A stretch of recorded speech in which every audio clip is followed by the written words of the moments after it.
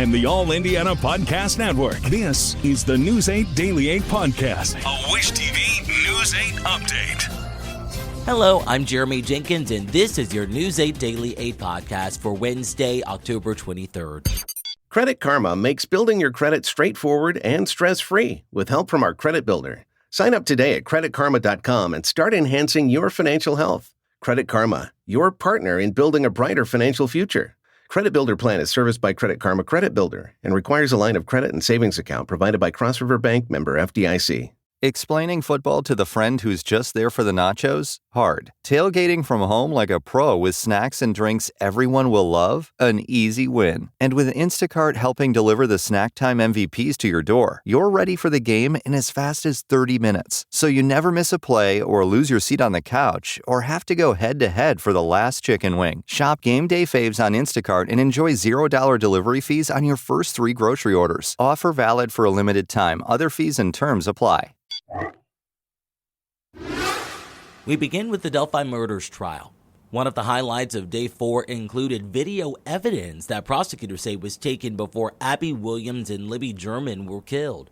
News 8's Kyla Russell has more on the Down the Hill video and other big moments. The now 45-second clip was taken on the Monon High Bridge on February 13th, just moments before the girls disappeared. And now the new enhanced version is revealing new details. An audio expert called in by the prosecution played the full length of what's been called the Bridge Guy video. It was taken on Libby's phone on the Monon High Bridge just seconds before the girls disappeared in February of 2017. In it, a man known as Bridge Guy is walking near the girls. Here's how the dialogue goes. The girls are walking along the bridge and you can hear Libby say, "See, this is the path.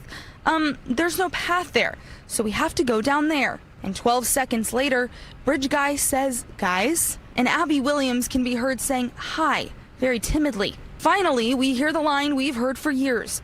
Bridge Guy says, "Down the hill." Down the hill. The video is then sort of thrown around and cuts off. We know that video was the last known activity on Libby German's cell phone. We also heard from several people who were on the trails that day and say they saw Bridge Guy. First, we heard from Rayleigh Voorhees. She was 16 and was also on the trails. She showed the jurors on a map the route she walked and where she came across Bridge Guy. She said hi to him, and he did not say hi back. Next up was Brianne Wilbur. Brianne was one of Libby's sisters, Kelsey's, best friends. She said she passed him on the trail that day, too. She got weird vibes from him, and she said she was confused. He was dressed in so many layers on an unseasonably nice day for February. Finally, jurors heard from Betsy Blair, an avid hiker of those trails. All 3 of them told the jury they knew they had seen Bridge Guy as soon as they saw his photo, but really noted the photo may have tainted her memory of him. And a mass amount of new physical evidence reveals more details about the case. Several sealed brown bags carry blood swabs, Libby's colored t-shirt found in Deer Creek, a pair of Hollister jeans, and pink underwear. We expect to continue hearing from witnesses that saw Bridge Guy that day or have any idea of his whereabouts in the following days. Reporting here in Delphi, I'm Kyla Russell for Wish TV, wishtv.com, or follow us on Facebook for updates. On to some news out of Greenwood, where one person is dead after an apartment fire. It happened yesterday afternoon just after 4:45 in the Cambridge Square Apartments. That's right off of County Line Road near Madison Avenue. According to the Greenwood Fire Department, a caller who was visiting the apartment told them the hallway was full of smoke. Firefighters found a person inside an apartment unit and got them out, but that person later died at a hospital. There is no word yet on what caused that fire. In Fishers, construction will start on a pedestrian bridge that officials hope will provide safety for pedestrians. The bridge will be built over 96th Street off of the I-69 interchange. The trail will connect the Nickel Plate to the Monon and Midland trails connecting Fishers to Indianapolis. For our residents now, you're going to have exponentially more trail connectivity that allows you to go further and in more ways down to Indianapolis and vice versa. So you have our section of the trail done now from 146th Street all the way down to 96th Street. This bridge connects us to the good work that the city of Indianapolis is doing, building that trail from there all the way down to the state fairgrounds. Total cost for the work on the bridge is estimated to be around $7.6 million. Construction is set to begin later this year and be complete by the end of 2025. Let's talk sports. The wait is over. Pacers basketball season is finally here. The team tips off the regular season tonight in Detroit against the Pistons. The Pacers are trying to build on their run to the Eastern Conference Finals last season.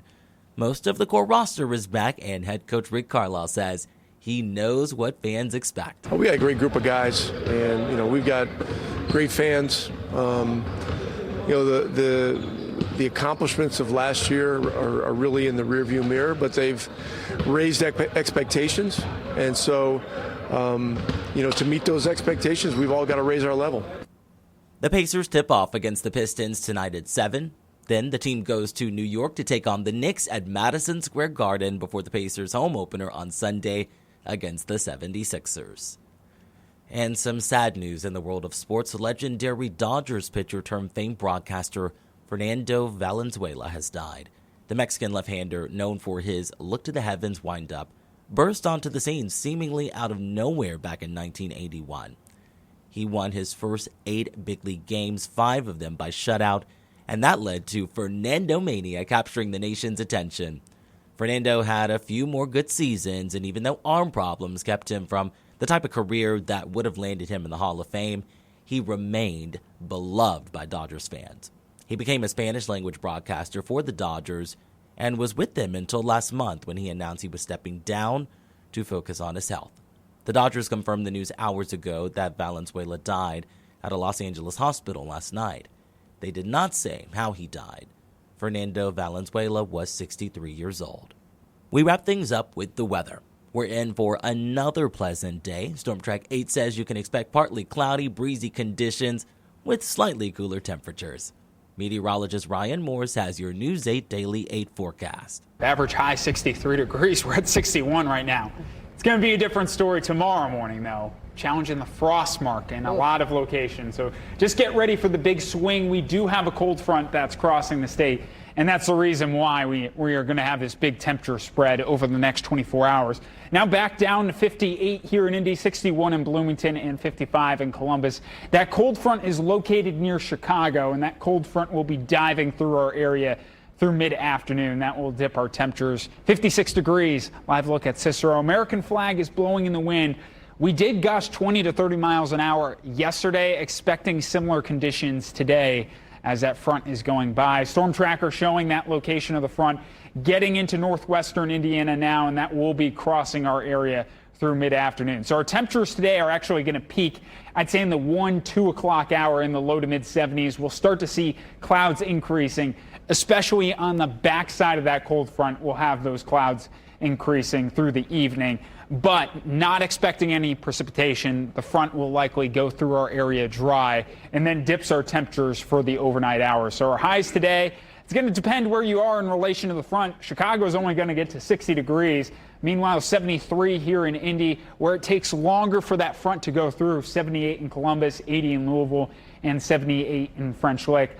All these temperatures above average for basically the southern half of the state. We'll take a step back in our temperatures for tomorrow, and then another cold front on the way that could bring in some rain chances for Friday. I'll have the latest on that front coming up in just a few minutes. To get a peek at Ryan's full forecast, just head right on over to wishtv.com. Or you can download the Wish TV Storm Track 8 app. And don't forget to check out our Storm Track 8 weather blogs.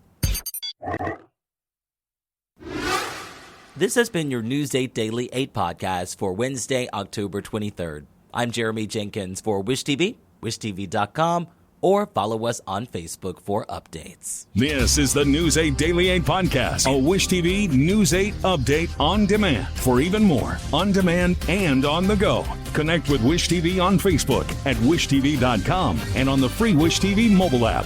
Thank you for listening, and be sure to like, subscribe, and follow this podcast for updates every weekday morning on the All Indiana Podcast Network and wherever you get your podcast.